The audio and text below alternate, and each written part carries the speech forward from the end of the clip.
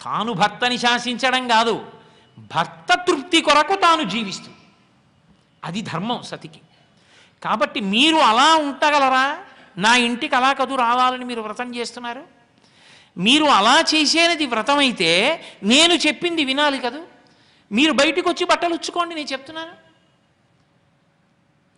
ఇది ఉపాసనకి సంబంధించిన రహస్యం. ఇది పెద్ద పరీక్ష. మీరు నిజంగా నాకు భార్యలు కావాలనుకుంటే, నా ప్రీతి మీ ప్రీతి కావాలి, నా ప్రీతి రమ్మంటున్నాను, వచ్చి బట్టలు తీసుకోండి.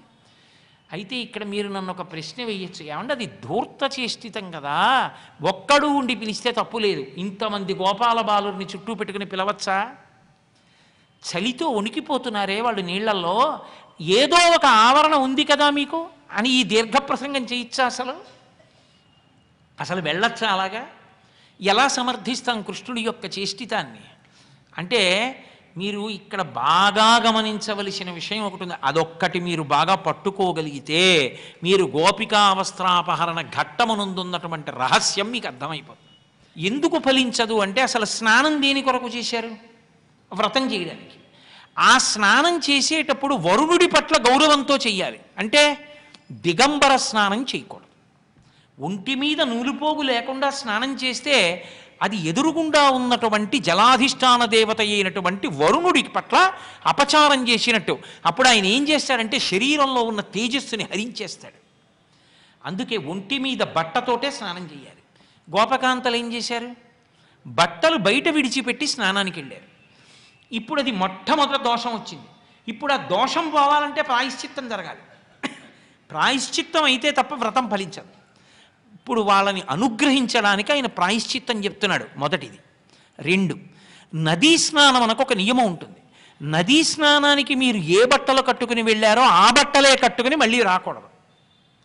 నేను పంచె కట్టుకుని లాల్చీ వేసుకుని నదీ స్నానానికి వెళ్ళాను అనుకోండి, దాన్ని అక్కడ విడిచిపెట్టి ఓ తువ్వాలు కట్టుకుని స్నానం చేసి పైకొచ్చి వేరు పంచ వేరు లాల్చీ కట్టుకుని దేవాలయంలోకి వెళ్ళాలి తప్ప ఏ బట్టలు కట్టుకుని స్నానానికి వెళ్ళానో ఆ బట్టలే కట్టుకుని మళ్ళీ పైకి వెళ్ళకూడదు. ఇప్పుడు వాళ్ళు ఏ బట్టలు కట్టుకుని మళ్ళీ వ్రతం చేయడానికి వెడదాం అనుకుంటున్నారు? అదే కదంబ వృక్షం కింద సైకతంతో చేసిన కాత్యాయని వ్రతం ఏ బట్టలతో చేద్దామని వాళ్ళ ఉద్దేశ్యం. అంటే వాళ్ళు స్నానానికి వెళ్ళినప్పుడు ఏ బట్టలు ఇప్పారో ఆ బట్టలే కట్టుకుని చెయ్యాలని. అది దోషం కాదా? ఇప్పుడు ఆ బట్టలు పరమేశ్వర ప్రసాదితములు కావాలి. ఆయన స్పర్శ పొందితే పునీతములవుతాయి.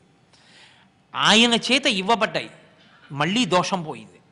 ఇప్పుడు 2 దోషములు పోవాలి. అసలు మీరు ఇందులో ఒక పెద్ద చమత్కారం ఒకటి పట్టుకోవాలి. ఇది మీరు చాలా జాగ్రత్తగా పట్టుకోవాల్సిందండి. ఇప్పుడు నేను చెప్పే మాట, కృష్ణుడు వాళ్ళ బట్టలను అపహరించాడు అన్న మాటలో వాళ్ళు విడిచిపెట్టేసిన బట్టల్ని కృష్ణుడు తీసుకున్నాడా, వాళ్ళు విడిచిపెట్టని బట్టలు కృష్ణుడు పోయి తీసుకున్నాడా? వాళ్ళు విడిచిపెట్టేసిన బట్టలే కదా కృష్ణుడు తీసుకున్నాడు. ఇప్పుడు కృష్ణుడు ఇచ్చాడు అనుకోండి, ఏమిస్తాడు? వాళ్ళ బట్టలే వాళ్ళకి ఇస్తాడు, వాళ్ళు విడిచిపెట్టేసిన బట్టలే వాళ్ళకి ఇస్తాడు. మరి ఏమంటే విడిచిపెట్టేసిన బట్ట కట్టకూడదన్నారు కదా, విడిచిపెట్టిన బట్టేగా ఇస్తున్నాడు.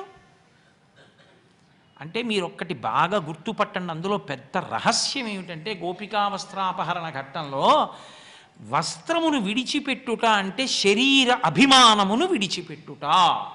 అసలు సాధన అన్నదానికి ప్రారంభం ఎక్కడుంటుంది అంటే, అసలు సాధన చేయడానికి మొదటి ఉపకరణం ఏమిటి? ఇదే. దీపం పెట్టానండి, అది వేరు విషయం. కుంది, నూనె, ఒత్తులు, అగ్గిపుల్ల అలా ఉంచండి. వెలిగించడానికి ఈ శరీరం ఒకటి ఉండాలా? ఇది ఉంటేనేనా సాధన? ఇది ఉంటేనేనా పూజామందిరంలోకి వెళ్ళడం? ఇది ఉంటేనేనా స్నానం చేయడం? ఇది ఉంటేనేనా బట్ట కట్టడం? ఇదంటూ ఒకటి ఉండాలి. ఇదంటూ ఒకటి ఉంటే సాధన అన్న మాట ఎక్కడ వస్తుంది? దీన్ని పెట్టుబడిగా పెట్టి ఇది బాధపడడం అన్నది తప్పకుండా ఉంటుంది. కార్తీక మాసంలో స్నానం చేయాలి, చేయకుండా పడుకుంటే ఎంతో బాగుంటుంది, ఒకటి కప్పుకుని హాయిగా ఉంటుంది, చలిగా ఉంటుంది కాబట్టి. కానీ ప్రయత్నపూర్వకంగా తెల్లవారుజామున లేచి దుప్పటి పక్కన పారేసి తలస్నానం చన్నీళ్లలో చేయడం ఏం తేలిగ్గా ఉంటుంది ఏంటి? అంటే భగవంతుడు ఇచ్చిన శరీరాన్ని ఖేద పెట్టడంలో ప్రారంభమైంది. అవునా కాదా? అసలు సాధన ఎక్కడ మొదలవుతుంది అంటే, మొదటి పెట్టుబడి ఏది అంటే ఈశ్వరుడిచ్చిందే మొదటి పెట్టుబడి. ఓ వ్యాపారస్తుడు ఉంటాడండి, పెట్టుబడి మొదట ఎక్కడ పెడతాడు? తన డబ్బే పెడతాడు, తర్వాత కోట్లు గడించాడు, వేరు విషయం. అలా సాధన యందు ఈశ్వరుణ్ణి చేరుకోవడానికి మొదటి పెట్టుబడి ఏంటి? ఈశ్వరుడిచ్చిన శరీరమే. దీన్ని ఉపవాసం చేయించడం, దీనితో స్తోత్రం చేయడం, దీంతో స్నానం చేయడం, దీంతో ఓ గంట సేపు కూర్చోవడం, అబ్బో వద్దులే లేచిపోదాం లేచిపోదాం లేచిపోదాం అంటున్నారు, కుదరదు కూర్చో అని కూర్చోబెట్టడం, జపం చేయడం, పూజ చేయడం, అక్కడే కదా సాధన ఉంది. అంటే ముందు ఈ శరీరమునకు సంబంధించిన అభిమానం